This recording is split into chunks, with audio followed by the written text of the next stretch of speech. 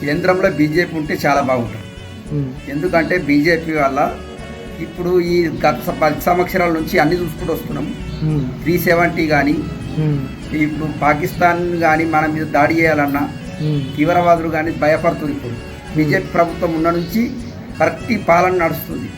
ఇంతకుముందు తర్వాత ముందు కాలంలో మనకు ఎన్నో సంవత్సరాలు కాంగ్రెస్ చేసింది. కాంగ్రెస్ ఉన్నన్ని రోజులు భయపడుకుంటే బతికినాం భారతదేశంలో.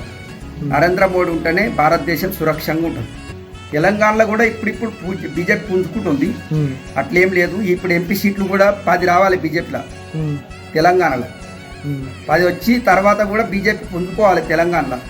ఎందుకంటే తెలంగాణ కూడా ఫస్ట్ నుంచి కాంగ్రెస్ చూసినాం, బీఆర్ఎస్ 10 ఏళ్ళు చూసినాం.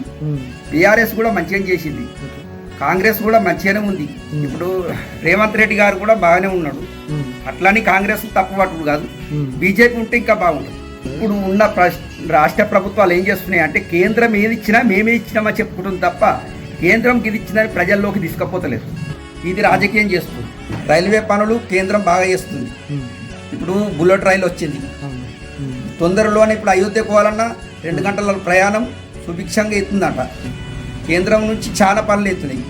ఇప్పుడు ఉచిత హామీ పథకం కూడా కేంద్రందే. టాయిలెట్ బాత్రూమ్లు కేంద్రం కట్టించి చాలా. రెండోసారి కూడా నరేంద్ర మోడీ గారే ప్రధానమంత్రి కావాలి, భారతదేశం సుభిక్షంగా ఉండాలి.